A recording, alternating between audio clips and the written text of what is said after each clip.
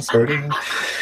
Okay. Hello, everyone. I am really, really sorry. What a surprise. Gay men, technology, tale of woe and ineptitude.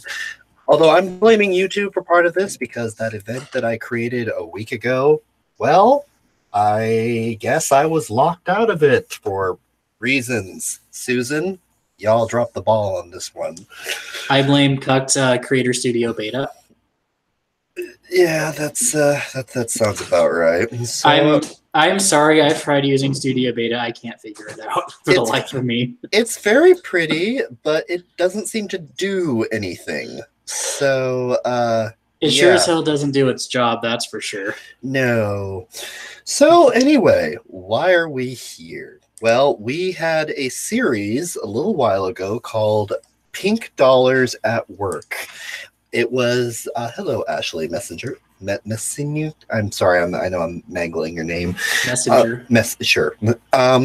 Yeah, we had this series called Pink Dollars at Work, which was tackling a problem that we saw in the LGBTQIA plus alpha omega blue Pikachu. Would you like fries with that community? Which is that our charities, yeah, which is the charities that purport to, help those of our own community in need don't actually do that. Mm-hmm. We pretty much knew this, but we didn't have any proof per se. So we weaponized Bacon's autism and went through their publicly available records, because they're charities, and found that, well, what do you know? Most of their money goes to Media Matters and the Southern Poverty Law Center. And what the fuck is that clicking noise in the background? That is my penis against my desk. Your penis is very noisy. But yeah, an excellent series. I was there at the beginning. I did some audio editing. I'd say the majority of the work was Bacon. I inseminated him. I helped him. I took him to his Lamaze classes. But at the end of the day, he was the one that had to push that baby, claws and all, out of his man womb. And yes. Boy, what a birth. And then we had Farrell raise it, but he's not here right now. Yeah, Farrell, thankfully, when I became overwhelmed with my continuing education and just stuff, 2 jobs, husband, nurse, just a lot of things. And so thankfully Farrell helped edit some of the episodes because I got way, way behind. Mm-hmm. So we're here to talk about it. It's going to be a short special, like maybe about half an hour or so, depending how much participation we get. We just wanted to talk to people about the subject and see if there were any questions, any participation that y'all wanted to give us. Y'all. Yes, y'all. And behold, the Farrell, the speaker of y'all. He's here. He is. So yes, questions. Well, I did come up with a list of questions because, well, I wanted to make sure my viewer were guided. Mm-hmm. We needed a spirit animal, which is just a Google Doc with a list of I think 8 questions that I thought up of while I was waiting for you to get YouTube together. Mm-hmm. It's always a good idea. So the first thing, well, we should talk about what originally started this collaboration, which is coincidentally my first question or first topic, which was how did we meet exactly? Because that should be a way we should start. Because this was we met and then we thought of this. Yeah, so we met back in the earlier days of my YouTube career when I was but a mere zygote in the vast soup of petri dish of YouTube. I don't even think we qualify as a sperm shot. No, I mean my channel at this point is perhaps a minnow. Like we're what am I? Protozoa, maybe. I'm moderately multicellular. We're gestating. Yeah, we're gestating. But, anyway, you made a video responding to GigTow, the term that I came up with with a person a while ago, and Yes, and you made a video, and I thought it was interesting, and I commented on the video, and then we started commenting a lot at each other. Yes, and then we did some private chatting, and we thought, like, well, what do you know? We're both vicious gay cunts. We should talk to each other more often. And yes, and then we found other vicious gay country, and then you realized I had very good researching skills after I made another video. I think I think that was around the time I did I did my bisexual health PSA. Mm-hmm. And you realized I have other talents that aren't necessarily oral. Yeah, no, that's always been my domain. Oh, yes. But we should have a video about that, actually. That's going to be for Pornhub blocked and reported. But we realized that you were very good at research, and I was very good at coming up with topics and questions. I think that's what you said. Like, I like to research, but I don't know what to research. And I said, oh, that's good, because I have lots of questions, but I don't research very well. Yes. I can do it, but I read slowly, much to your chagrin. And I read something, and then I have like, wait, what was that? And I have to go back, and then I get distracted, and I have to reread it again. And I'm able to understand the information, but it takes me a hell of a long time to do it, and I get lost in detailed information. And you excel in detailed minutia. So yes, I do. So we brainstormed, and we came up with a couple of ideas, and none of them really stuck. And then I came up with this idea. I think it was me. That did I come up with the idea? You came up with we should investigate the boards of some of the bigger organizations and whether or not they had men and what they were doing. Mm-hmm. And then I was the one that found that their financial information was much easier to get a hold of. Ah, okay. Yes. It kind of evolved in that direction. So yes, we both steered the baby, and you came up with some incredibly detailed information. I made some colorful backdrops to it. I edited the video audios. Unfortunately, I guess I edited it in such a way that some people thought that you were speaking really fast. That was mostly just me editing out all the ums and breath sounds out, because that's a personal pet peeve of mine. I do it for my... You mean me doing all my ASMR? AMSR is one thing, but it's more like, like... Yeah, I'm sorry. When I did the recording of the audio, I had a little bit of allergies. Oh, no, it's not a criticism. Like I said, I edit all of my breath sounds and other things out of it just because I think it sounds cleaner.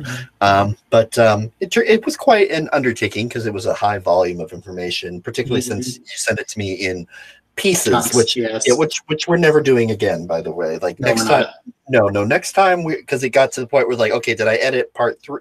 The part that you got me on was because you broke up some pieces. Like, I couldn't understand your numbering scheme, because you'd send me part 1, then you'd send me part 2, but then when we get to part 3, it was 3. Yeah, I had part 3. It was 3-1 and 3-2, and that confused you. It all of a sudden I had all these different audio files that didn't seem to match up, and then I wasn't sure if I'd actually strung them together in the correct order. And then I remember we dropped part 2, and then we went right to part 3, and that also confused you. Yeah, so there was heads did explode at several times, mostly mine. Yes, but it came together. Yes. But I thought it came together quite well in the end. It's not exactly, it didn't set YouTube on fire, but I believe it's one of the few pieces of that subject matter and of that depth that exists in YouTube, and I'm very proud of it. And we should definitely come back to it again. Yeah, I did do a for those of you who didn't see all the parts, because unfortunately Katz doesn't have every piece of it up on his channel. I've been negligent. I'm going to. Yes. When we string them all together into one massive dump, like one massive movie type thing, I want to put it on my channel. Yes. The thing that we did that we don't have, or you don't have, is I actually did a live stream where I evaluated a few charities live on camera. So that's the part I know you don't have. And I think you might not have part 4, which I kind of did as like an op-ed piece months after the fact. Yeah, I think I stopped at 3 on my channel. That's when I really got bad into like. That's when I got to the point where I realized, oh shit, I have to do 2 years of education in like 3 months, and work 2 jobs, and live. And it was a time. It was a thing. But it's done now, so I can stop doing that. Nursing, the process of certification and paperwork that never ends. I'm pretty sure that. Yes. I'm pretty sure that when I die, I will also have charts to do in the afterlife. Oh, the afterlife. I'm banking on reincarnation at this point. You'll be reincarnated, and then we'll have to do the paperwork of our previous incarnations that were done incorrectly. Oh, God, that would be so horrible. Yes. So what's the next chat? So Shoot then, your questions at us at any time, but we have ours to keep us from just rambling incoherently. yes. Because we know, because next thing you know, we'll be talking about Stargate or Star Wars or something, and then totally be off topic. What are you talking about? I never wander. I have never derailed the conversation into a completely unrelated direction. How dare you? Yes, I'm accusing you of being hurting a cat. Yeah, there is a reason for that expression. So what's the next? So what's the next? So question? the next one is just kind of like how did we? Well, we already answered it. The next one is how the research process went, which is more my thing. So I started out by Googling LGBT foundations because they're basically big aggregators of money.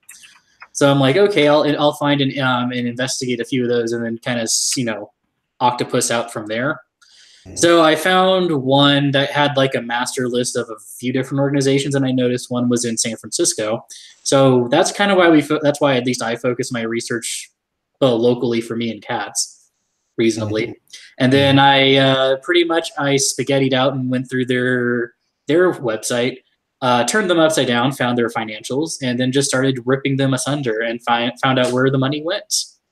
And it turns out about, I think it was like 50% of their money at least goes to non-gay related issues.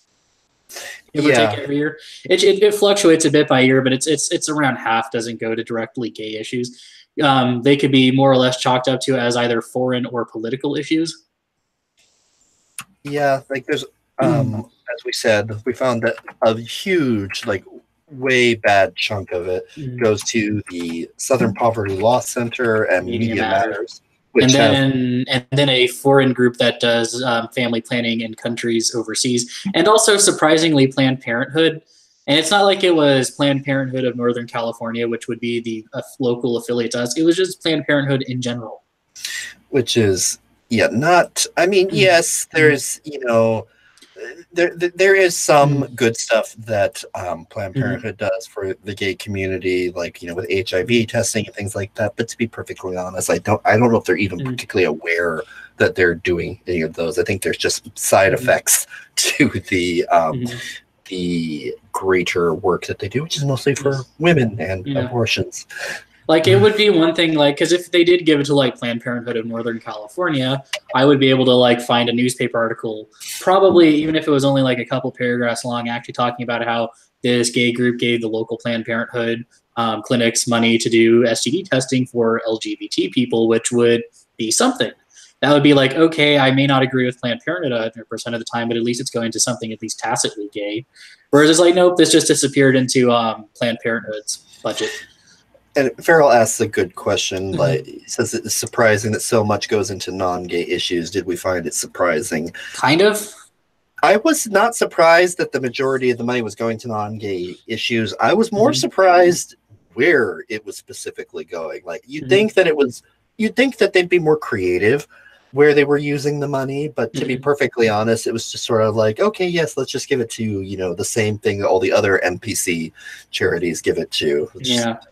Like for instance, for the people who may not have seen every detail, and I don't exactly remember what parts we cut out in the actual video, but Media Matters got give or take $50,000, and 6 different LGBT mental health and homeless charities got about the same money.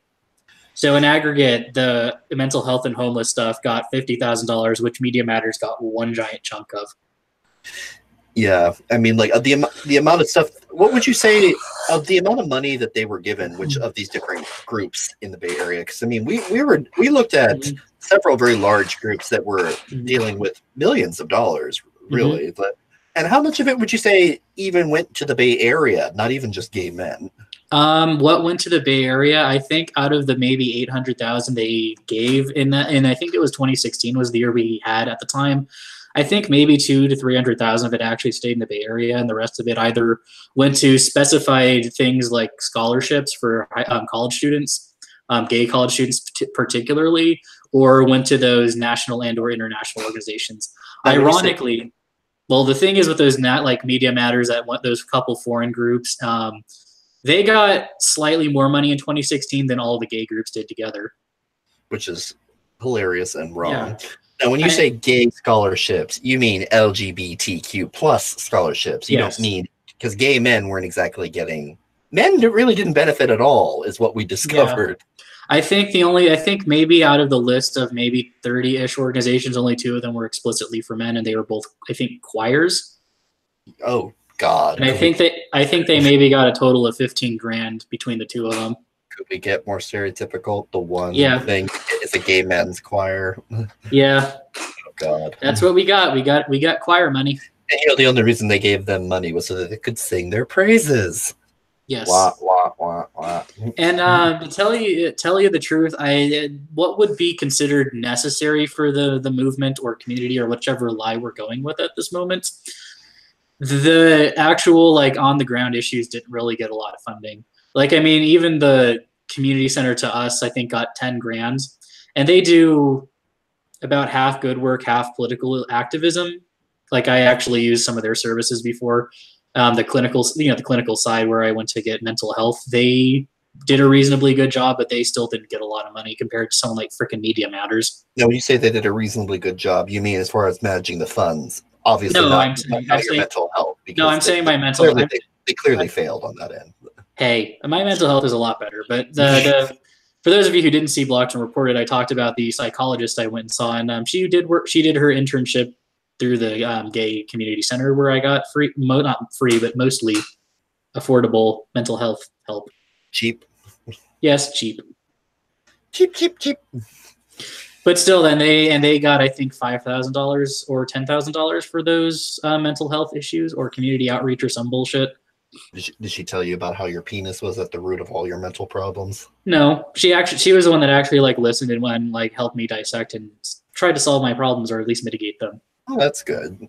Well, Yeah, so you see some small amount of good coming out of this otherwise miasma of misappropriated funds. Yes.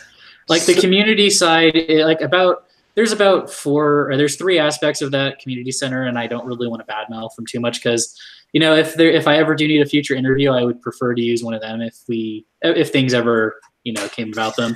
But about half of their work is the psychological work, and they do a reasonably good job. It's the community outreach that's like a quarter. That's the other half of their work, which is like a mix of good and bad, or good and political, more or less.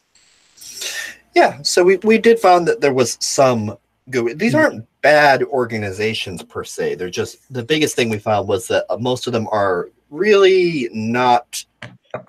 They're not helping the Bay Area very much, and right. And any help that gay men would get out of this, which also didn't we find that a large number of gay men were they're a majority of donors? Didn't we find that? Yeah, I think it was them that the overwhelming chunk of the donors were gay men, or at least the overwhelming chunk of the people running them were. Like, I think the board of the foundation is mostly men, but they're mostly like middle management types in tech companies in San Francisco.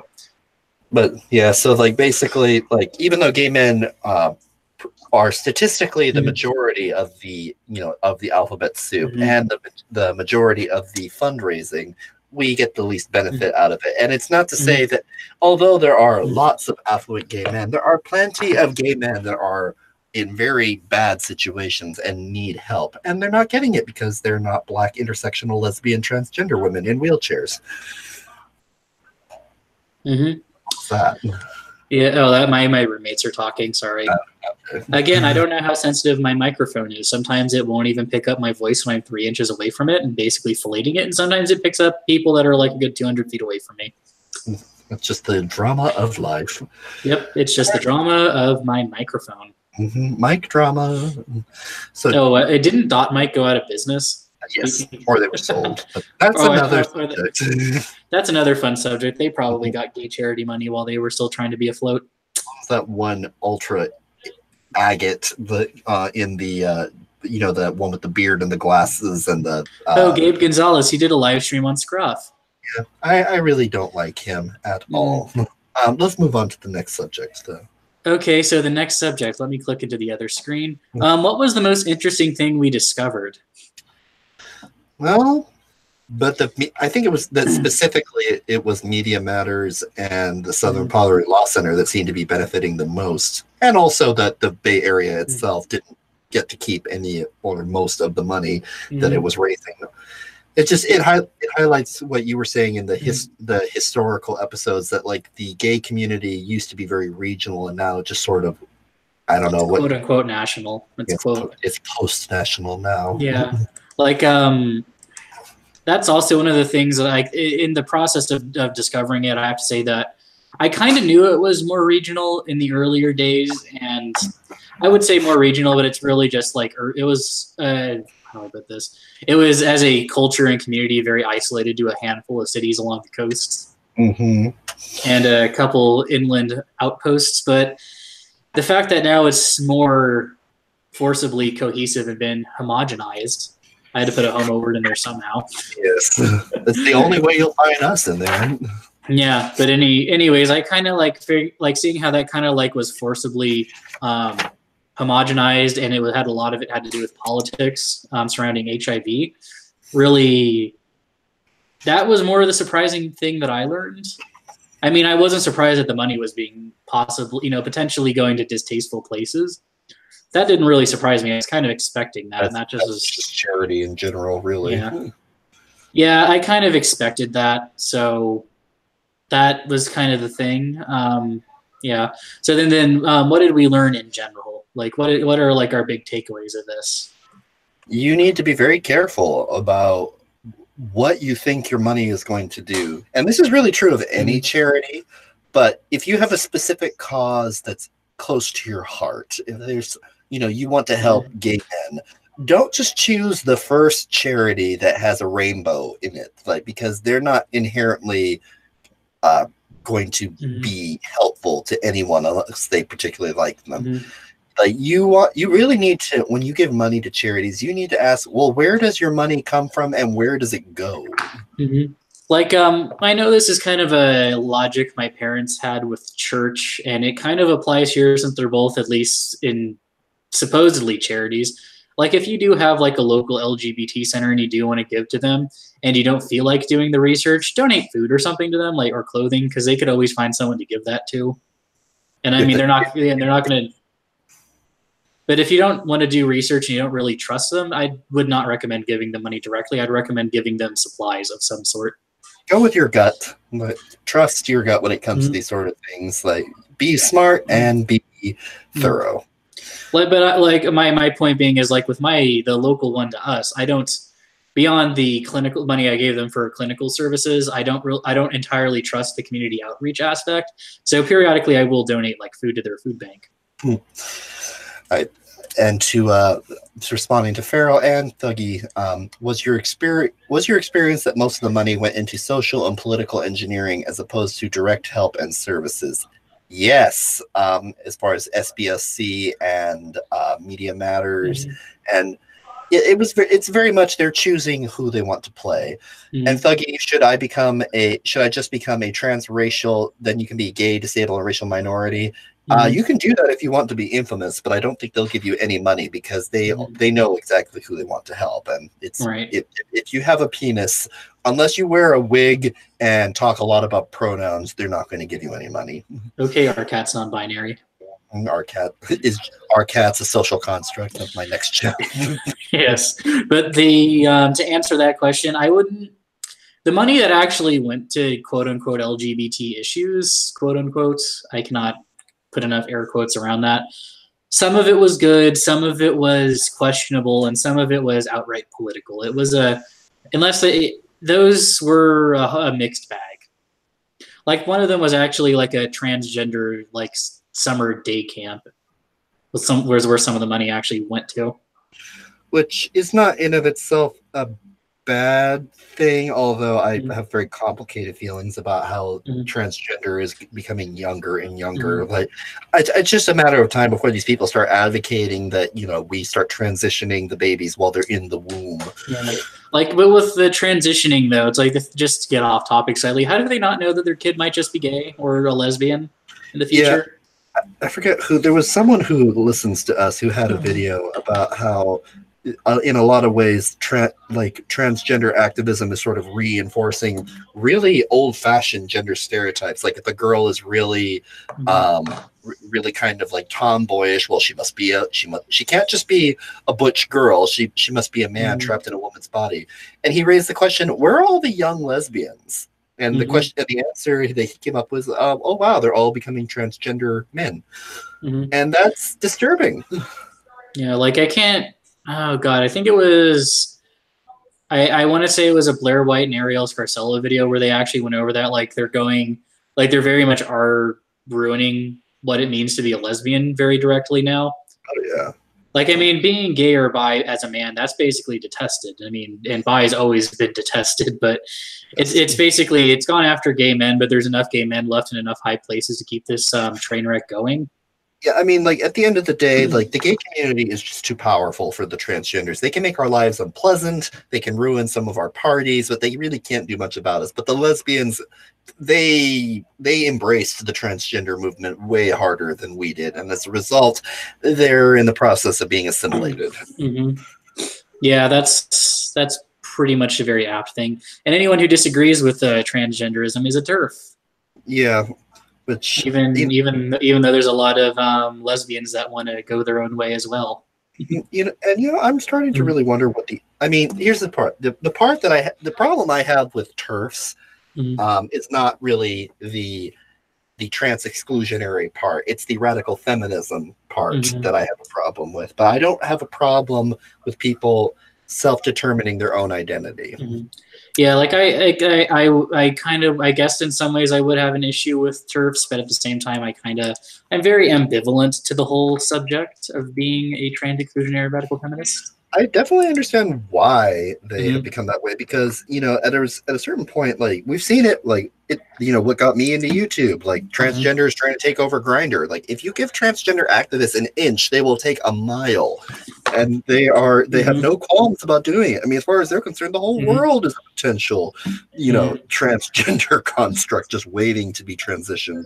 Yeah, and then that takes me to someone like Ash Hardell, who basically supports redefining what bisexual means, and then cries about it when some bisexual or anybody says, "Hey, wait a minute, we don't consent to this.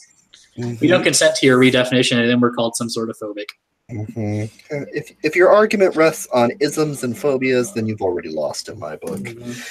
Yeah, I mean, because like the main issue that we were having, or at least I was got stuck in a Twitter spat with her and a few other, I guess, lesbians that were getting labeled TERFs for also not consenting to being redefined. Was yeah, and but mind you, the lesbians don't consider themselves TERFs. They were just standard. We're into women. Why are you trying to make us date trans women if we don't really want that?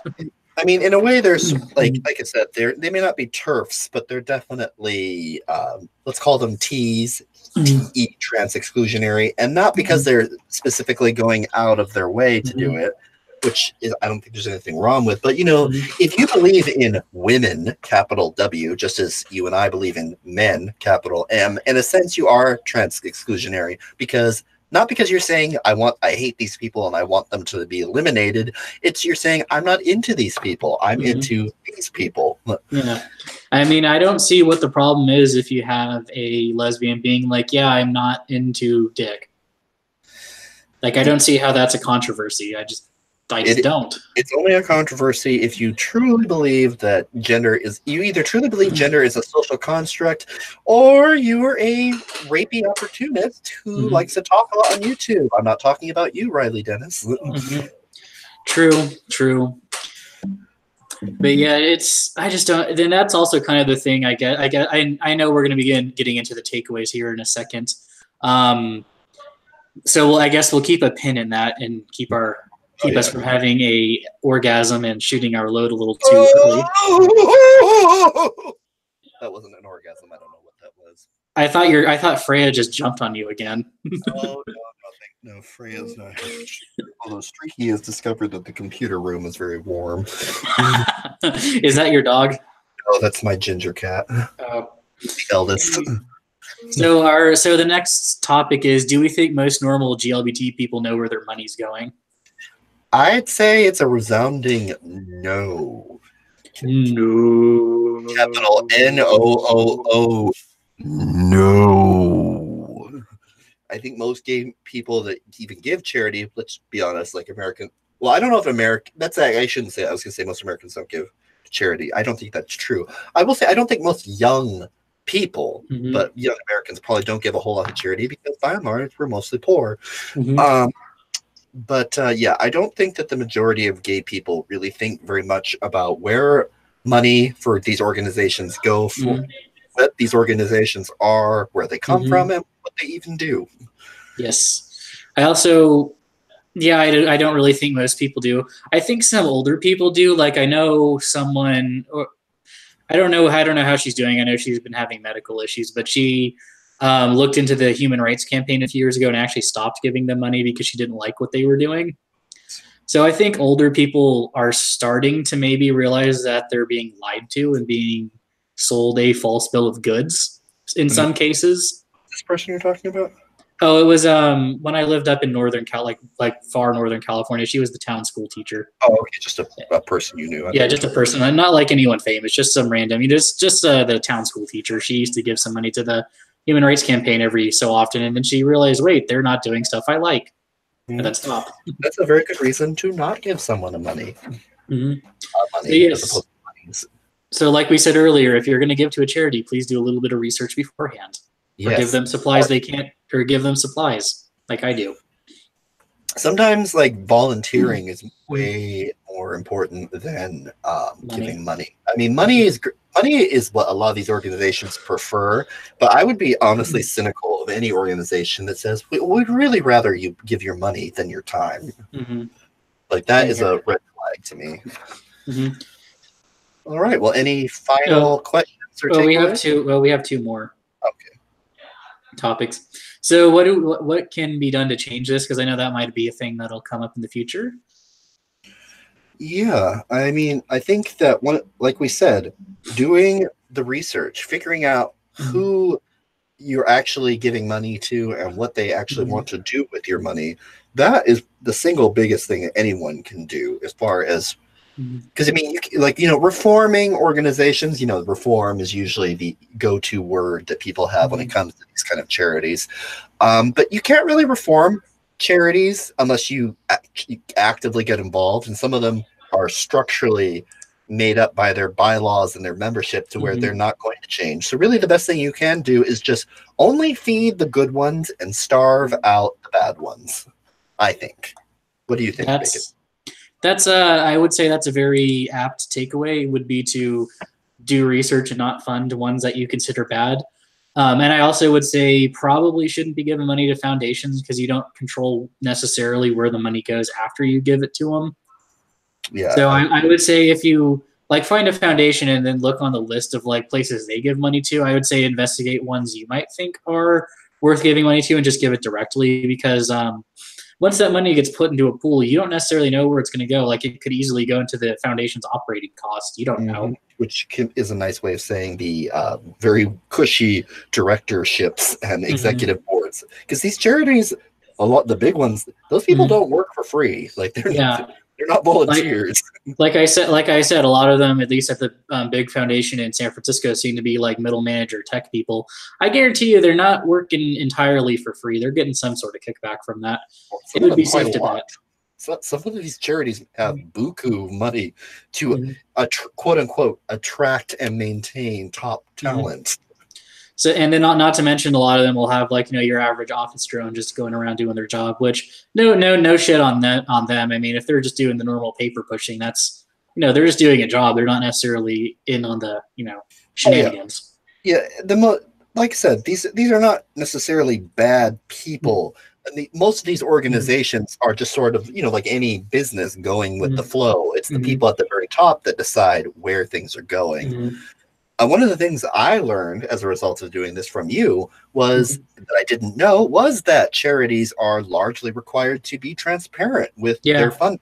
And that's something that I think a lot of people really don't know. Yes. Yeah, foundations under federal law do have to disclose their income and money like corporations do. Which I think is fantastic because it's a great way to hold these kind of groups accountable to what they're doing or not doing. Some smaller charities, your mileage may vary because depending on the charity, like if it's not big enough, they don't have to disclose. And since I'm not a lawyer or tax accountant, I don't really know where that line is. But foundations that are federally recognized have to disclose. So that's why I would recommend looking at who they give money to and then maybe considering just giving money directly. Agreed. And pretty much any of those smaller charities are going to have some website. So they usually put a lot of information public. And yeah. They mostly just try to bury you with a bunch of extraneous details to make sure that you don't see what they're actually doing. But some of them, like I know one of the community centers I talked about and evaluated, their information is actually public. And they have a youth activist organizing wing. And they get money for that from not only gay groups, but from local government.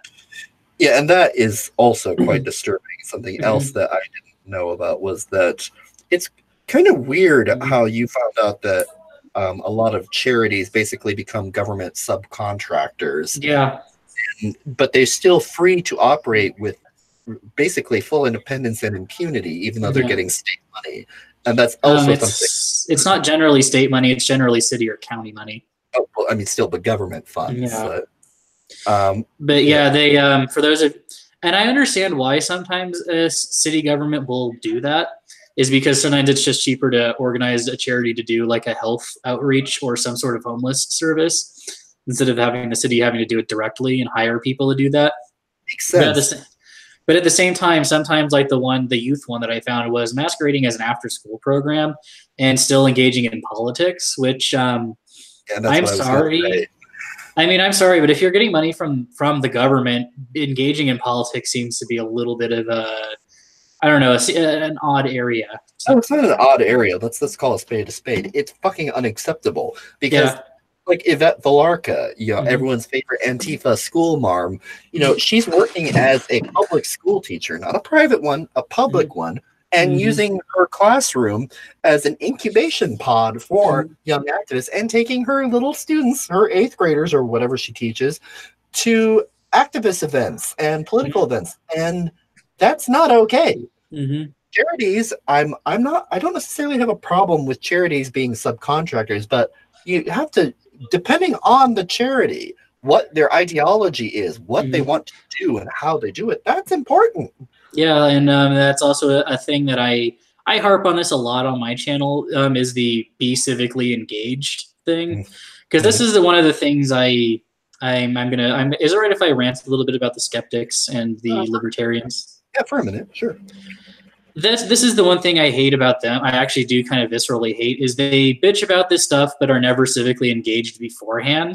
Except Sargon. Except Sargon is kind of is a mixed bag. Like he is now, but it's one of those things where you have like I've seen notice this pattern with libertarians. They'll bitch about something in the moment and then do nothing in between the next moment they get pissed off and triggered about something. It's like the core quality of being a libertarian. I know, but it's like, dude, if you're bitching about taxes, the time when we're planning the new bus route is not the time to bitch about why taxes are Stalinism.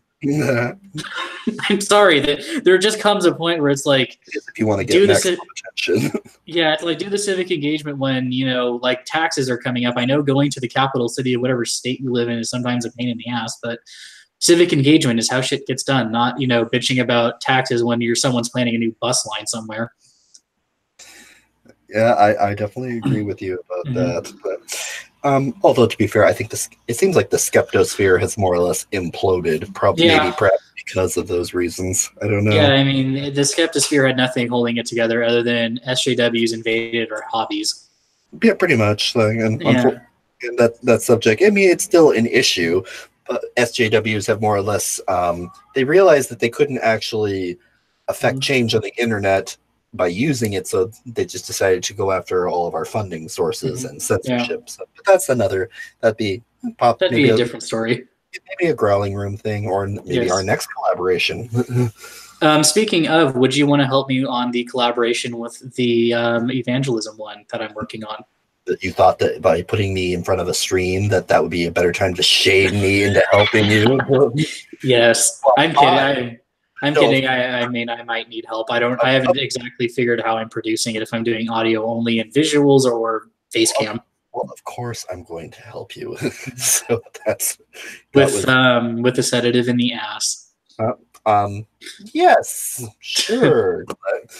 No, I'm certainly open to medical experimentation. I'm always okay with that. But, even if it's holding me down by the neck and putting an injection of sedative into my ass. well, if I'm holding you by the neck, then I'm just going to put it in the neck. That's easier. But although the most effective place to give a sedative is directly into the eyeball. Really? No, it's not. Don't actually try that. Never, ever try that. Isn't that where you put heroin, though? No, you're not supposed to put anything in your eye. Don't put anything in your eye, people. The eye is for seeing things, not for injecting things, unless you're watching Cowboy Bebop in the first episode. That's an anime. Don't do that. Animes are not real life. If they do it on anime, assume that you can't actually do it that way. Yeah, and just like people don't really have pink hair naturally. Oh, there was a funny anime that's psychic one on Netflix. I forget what it's called, Psyche or something. But they joked about the pink hair.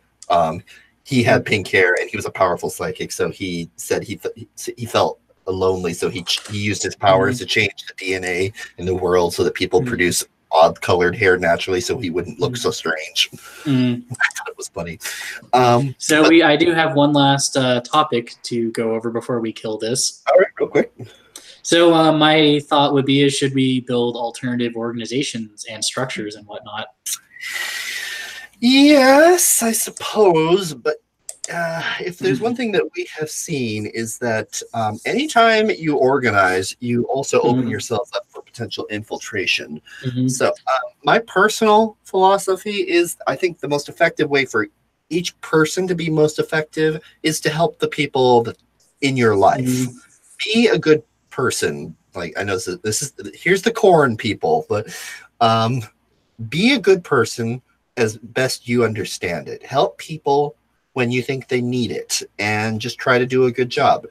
Don't give all your power to larger organizations because you think you can't do anything. Each person individually can do a lot if we are individually all working together.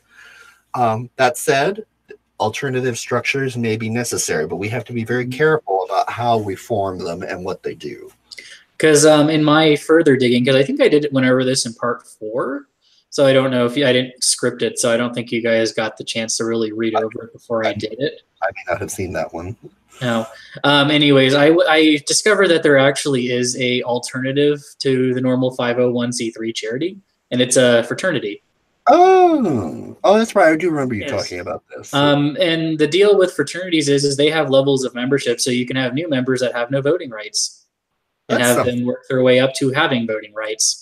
That is very interesting and something that I would like to look into. So you basically could have the community centers and organize them, let's say, to 1 or 2 counties, and then focus on only those issues in 1 or 2 counties. And anyone new wouldn't necessarily have the right to vote. And you can limit membership to certain demographics, like only gay and bisexual men.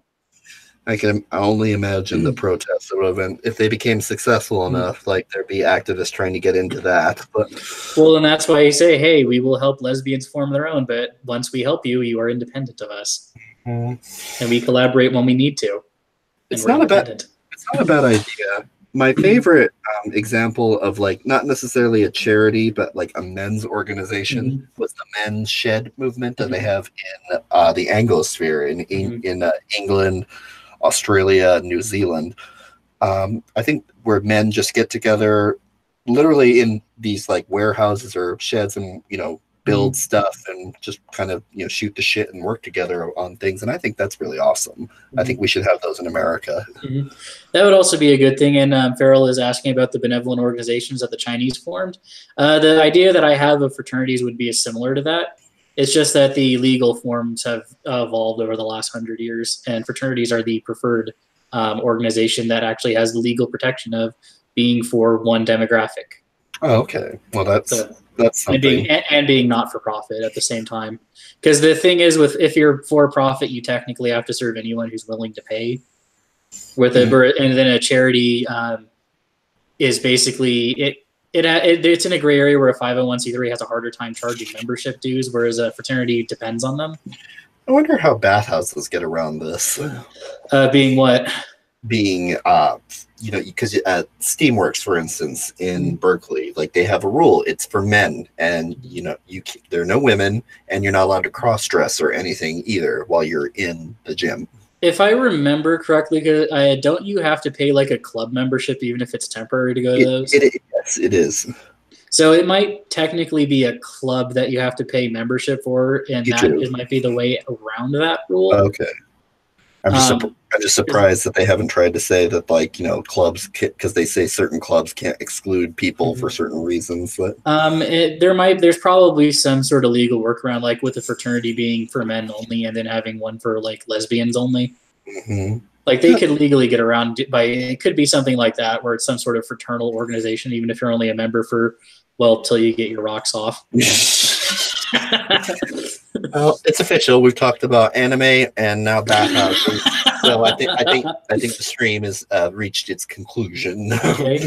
Chat, any final thoughts, questions that you want us to go over before we actually do kill this stream? Have 30 seconds. Well, technically they should have more than 30 seconds because there's a 30-second time delay. Well, so they have 60 seconds from my perspective. Yes, our cat's non-binary. Don't you dare. That would actually be a good parody channel for you. Non-binary. Well, I already had a cat's non-binary on one of my videos. So. Yeah, I watched it this morning. I know, I've seen it. Oh yeah. Oh my God, cats! You're being so transphobic and tribal. You're gonna break the rainbow. Yes. Silence for cats non-binary. Just like that video is playing. In the UK, Thuggy says, in the UK, women are allowed, but only heard of one woman's joint going to the bathhouse. Mm-hmm. Best practices for vetting a charity. Check their website, see what they do, see what like news they disclose, and see if they have financial documentation available. Would be the best one. And just look through their programs. The shorter on information they are, the more skeptical of them I would be. And Bitch Please asks any suggestions for alternative organizations of homo by men. Well, I know in America, like I said, we do have the prospect of a fraternity. But any that exist now that are well, fraternities already exist as a legal structure, so that would just be getting enough people together to form one. I think what they're asking is like, are there any organizations that we found that were actually good? Were there organizations that we found are good?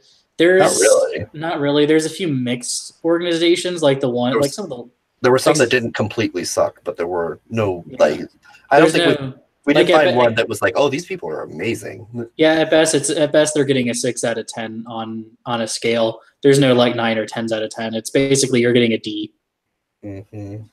And that was meant as a pun. Yes. Can you recommend that any you can recommend that are open today? I would say the more local you can look, the better. Anything national is going to be heavily political. Mm-hmm. So I would say look at the most local to you organizations and investigate them first as a way of dodging, but yet not dodging the question. And Key Smasher, douching with sedatives, yes or no? I'm going to say for you, that's a yes, but only if you send it to me on video so that I can watch. In general, douching is not recommended, period. And adding sedatives to it is at best going to be confusing.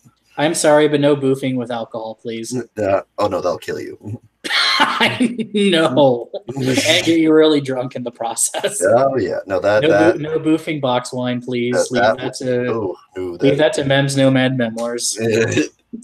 Cats into that. Oh, God. Yeah, I am so not into that. Don't worry, the Swedes probably have a word for douching with sedatives. Oh, my God. It's the smashing of the ram's head into the vagina. God. The Swedes and their sexual innuendos. Yeah, hey, guys, Swedish. Questions, thoughts, get on it. Swedish is the most metal of languages. Mm-hmm. I think we pretty much had it. We pretty much slam dunked this. Yeah, and now I have a cat climbing up on me, so that's Okay. pro. Okay, so I will. I don't know, guys. If you smack this like button, like you want to smack the non-binary, gender fluid charities. Check out our series. What link is in the description. Yes, and I have all of the parts playlisted on my channel, unless you've linked the playlist. I just linked the playlist on Burning Rainbow. Oh, okay. But yes, my channel does have the full playlist, so please go harass it. Definitely. All right. Well, thank you everyone for coming and watching, and thank you everyone who's watched the series. Bacon, thank you for just being Bacon. Yes. All right. We'll talk to you later, people. Bye.